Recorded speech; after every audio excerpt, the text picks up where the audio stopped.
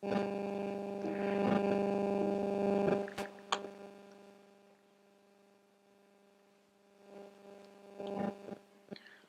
morning. All sorted out. Thank you for having me here this morning. Thank you for coming on a Saturday morning, spending your weekend with us, half of the weekend with us. My topic today is about communication with youth. Communication is a there's nothing new about communication. Communication has been happening over generations, over a period of time. What I want to touch here today is communication has to evolve over a period of time because the times are changing. Communication has traditionally been seen as just passing a message, but communication is not that. Communication is not just passing the message. Communication is futile unless we connect with the other person. The person we are communicating with, if we don't connect with that person, it's simply futile. And once you, so another technology hit. We've got two mics because we want to be louder enough.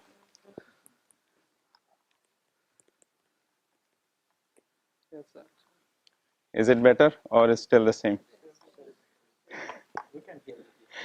Okay. Yes.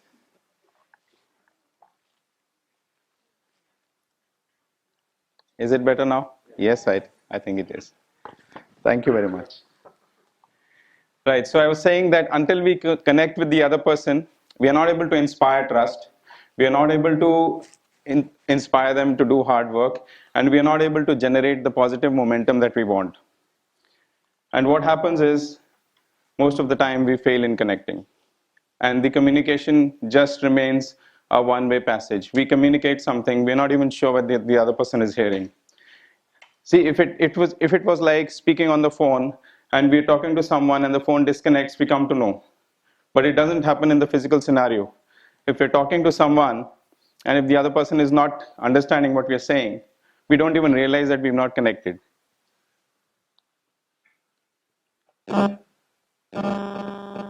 You've heard about generation gap, right? Ahmed, you did something to them. Everything was perfectly fine. Yeah, maybe I was near there. That's the reason. I'll probably pass on my phone here. Yeah, that's better. Okay, so talking about generation gap, communication, as I said, has evolved over a period of time and from generations to generations. I believe I am from a generation where I felt when I was young that my parents knew more than me, and I believe that my children know more than me. So I'm that transition generation. Each person in the family has got a different perspective. Each person thinks that the other person is wrong, is not understanding the point of view. So our communication therefore needs to change. Our communication has to change with the times. We say seeing is believing. Whatever we see, we believe it, right? So these two buildings, these images, do you see anything different in these images? Same images. But sight is an illusion. Sight is an illusion. For these two girls, the distances are not the same. Even if the building is the same, the landmark appears to be farther to the person with the heavy backpack. So we create our own realities. Even what we see, the realities are what we have created. We create our own illusions. We create our own realities. We think that we can't do something and we start believing it. We have created a false reality. So what we need to do is we need to get over the fear of failure. Most of the things we don't even commit. I mean, this gentleman just spoke and inspired us in the morning. He took the first step. You had that fear of failure, Ahmed, that you might not succeed. You are in a comfortable 9-to-5 job, but he wanted to do something. He had that fear of failure, but he did it. Because fear, you have to go to success through fear. That's the only way. You will fail. You will have off-the-track struggles, but then ultimately you're going to succeed. So fear is a prison which we create for ourselves, where we are the jailers. and we are just sitting there. Let's free ourselves from the fear. All of you would have heard about Abraham Lincoln, right? Abraham Lincoln, he lost 8 elections. He lost in business. He lost his fiancée. He had a nervous breakdown. He failed and failed and failed again. But he chose to get up again, and then he became the 16th president of the United States, and he was instrumental in freeing people from slavery. What if he hadn't got up after 1 failure, 2 failures, 3 failures? He chose to try, try, try, and that's why he succeeded. Michael Jordan, the greatest basketball player of all times.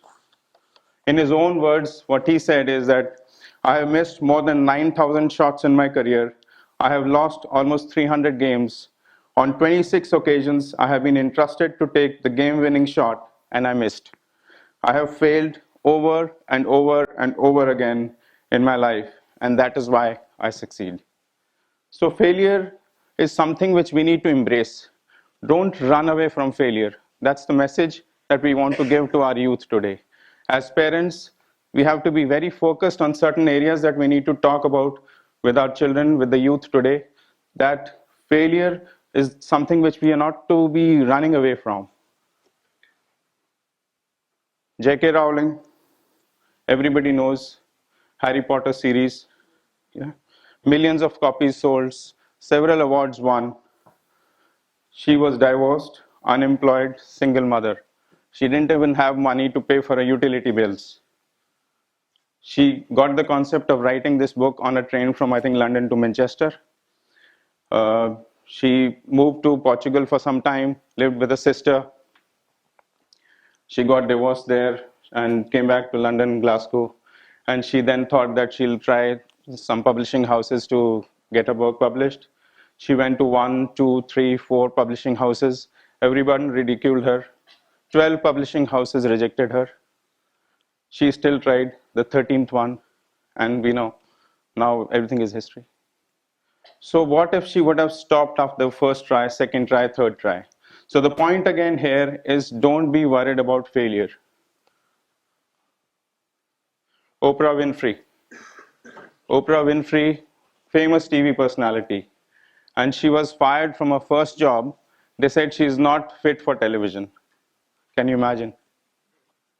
But she had faith in her abilities. She had confidence in her abilities, and she kept on trying.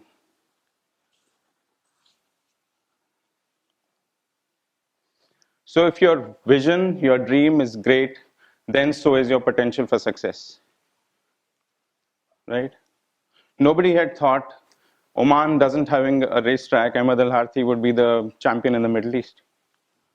But he had that dream, he had that vision, he had that goal to go for it.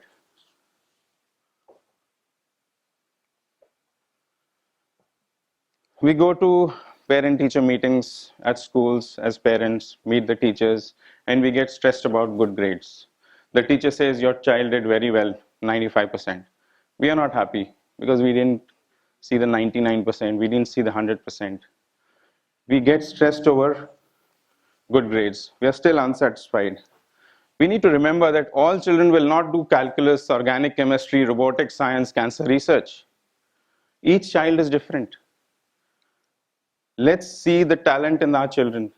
Let's hone that talent. Let's not push a medical career or an engineering career or an accountancy career on each one of them. A lot of us get into peer pressure. What will the neighbors think? What will the relatives think? My brother's son scored 96%, my son only scored 95%. So get over this peer pressure. This is creating a lot of pressure on the kids, and it is coming in the way of their constructive development. And we as parents who want our children to succeed, we are the ones who undermine their self-esteem by putting that unnecessarily undue stress on them. The students are stressed out, they feel less of themselves, and we tend to hear only right answers. We reject the mistakes. Let them commit those mistakes and learn from them. Don't be policemen on their head always. We kind of micromanage them. We want to steer them in a certain set of colleges and a certain set of careers. Actually, we should think we were never expected to perform at the level of perfection that we want our children to perform today. We were good to be just passing the grades. Today, we want our children to score 100%. I agree, times are competitive. But would this be the only way to make our children good for the future? Every situation is not a make or break situation. Every quiz in the class, every homework, every class test, we want the children to perform at their best. It's not a make or break for their careers. Yeah, expertise may be essential. You can't say a doctor that, okay, even if you're not able to do a good enough surgery, it's okay. There are situations where expertise is required. You can't have the surgeon to perform a not so good surgery. But then that is not always the case. Expertise is important, competencies are important, but don't be too much obsessed with it. Watch for the child's interest rather than just going to the counselors and asking them what my child should do to get into a certain college. Have you checked with the child what he or she wants? Or you just want your wish to be imposed on the child? The children are not bonsai plants that we cut and trim them always. They are like wildflowers. Let them grow the way they are supposed to grow. And fear of failure definitely has to go out. If you want to be successful, you must be willing to fail and you must be intent on learning from those failures. Another thing that we need to touch upon when we talk to youth, to our children, there is always a right or wrong way of doing anything. In today's situations, it is very easy to get enticed by easy money, to get the latest gadgets, to buy the latest brands. So this is a very delicate age. This is something which we need to get into a fruitful conversation with the youth, with the kids today. What is right, what is wrong? Character, importance of character. Life is more what you are inside than outside. We should always be doing the right thing, even if it is the hard thing. We need to hold ourselves accountable for every moment, every thought, every act. Yeah. And again, as parents, I'm sure each one of us tries to do the best for ourselves, for our kids, but sometimes we don't realize we have to be intentional. We have to live our life so that when our children think of fairness and integrity, they think about us first. That, yeah, my dad is a role model, my mother is a role model, rather than thinking about my uncle's father's cousin is a role model. So integrity is the key. That is something very, very important, which I believe is going away, or it is not so strong in the youth today. Integrity is doing the right thing when no one is watching. That is important, because we ourselves say, "Oh, nobody is watching. Let me drop the garbage on the side. Nobody is watching." Or let me pick up that 10 real note that somebody dropped. Nobody is watching. So I think these are the things which we need to inculcate in the youth. That integrity is so important. They need to understand that they need to keep their promises, even if it is difficult to do that. But if they made a promise, they need to keep up to that. Pay for something you forgot to pay for. Again, these are just examples, but just bringing out the perspective. Never betray trust, even if you get in trouble. Somebody has entrusted you with something. Never betray that trust. Inform the cashier he gave you too much change back. Go back. Otherwise, that cashier at Lulu would get deductions from his salary. Do not gossip. I mean, these are not new things that I'm telling you. We all know all these things, but sometimes we just tend to forget.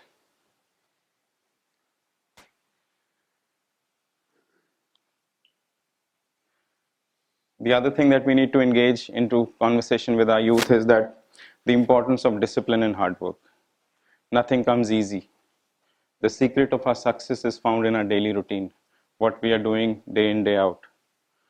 The performances that we see, the concert players, the chess masters, they're not they just came from home and performed.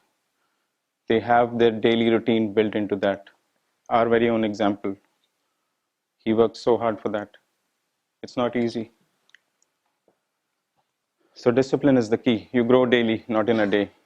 I mean, I'll tell you my own story. I come from very humble beginnings.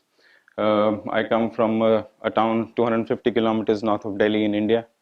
Um, we were in a difficult financial condition, and my father had a lot of pressure from his relatives, cousins, that I should be sent into a government school which had like very less fees.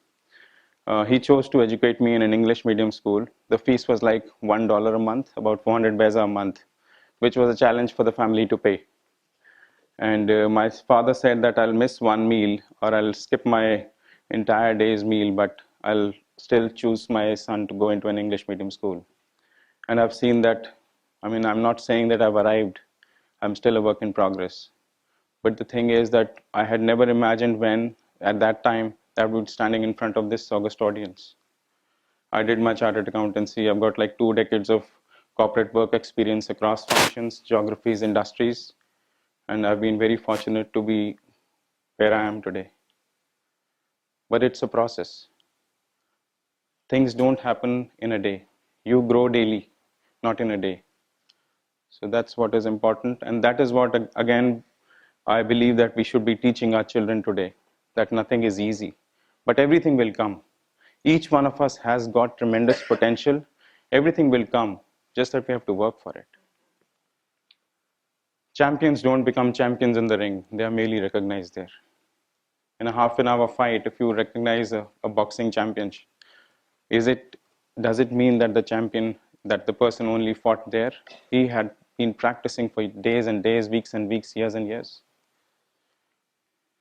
And there are no overnight successes. There's no concept of overnight success. You may become an overnight success by winning a lottery, but that money would go sooner than it came to you. If you worked hard for it, that would be a sustainable success. Talking about Mark Zuckerberg, Bill Gates, Steve Jobs, are these overnight successes? No. They became overnight success because one day we came to know, yesterday we didn't know them and today we know them. But doesn't mean that the success happened overnight. They've been toiling hard for years and years. Because success is a little like wrestling a gorilla. You don't quit when you're tired. You quit when the gorilla is tired. So you have to keep on pushing hard until you succeed.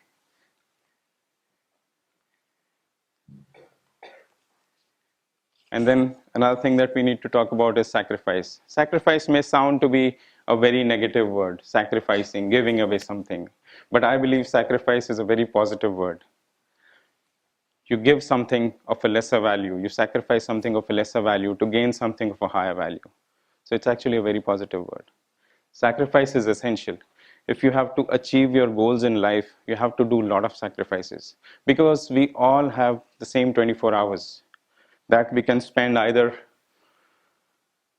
watching TV, socializing on social media, or sleeping. But the same time we could use for working on our goals. And we need to stop making excuses. I didn't do it. I couldn't get up early because I went to a party last night. I came at midnight. So I'll start my walk from tomorrow morning. I don't have enough money. I'll spend when I have, I'm buying all the luxuries and all the brink of respect. I think that is another 10 reals into you. I cannot give you 100 reals.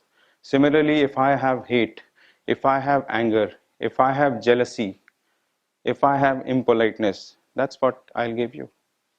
So we give whatever we have. So if we have respect for others, that's what we'll get from us, others. If we don't respect others, nobody is going to respect us. Because we need to understand, talent alone won't work. You might have an intelligent, qualified professional, and you hire that person in the company.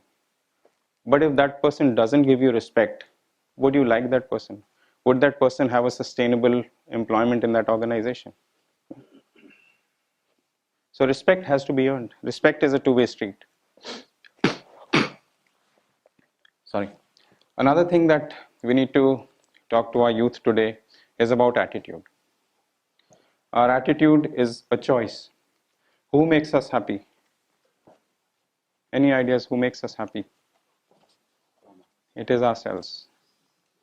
I was actually delivering a talk at a forum, and the topic was happiness. And me and my wife both were invited.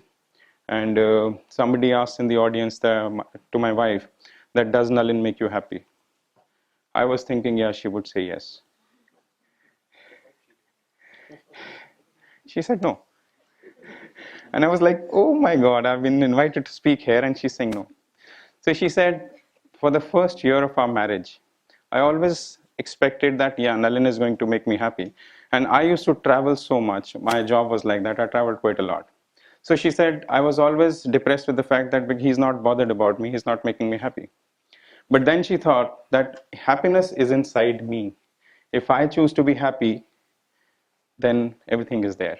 And then she said that when I decided that her happiness is inside us, then she felt that, yeah, Nalin is also making me happy. What an answer. So yeah, so it is us who make ourselves happy. Somebody asked me, you worked at various locations, you worked in London, you worked in Singapore, you worked in Muscat. Which place do you like best? I said, wherever I am, I like that place best. Because happiness is inside me. Place is not relevant.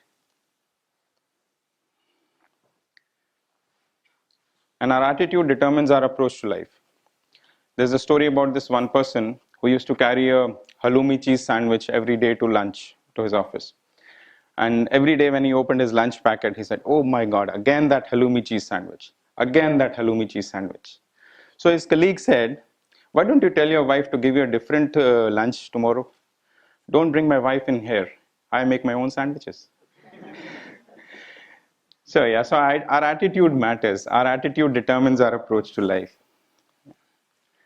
Our attitude can turn our problems into blessings.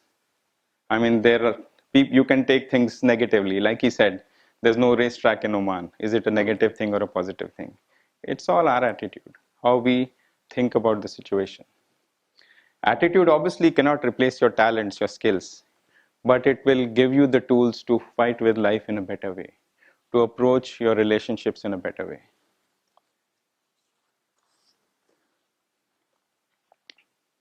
Anybody has heard about these symbols or seen these symbols before?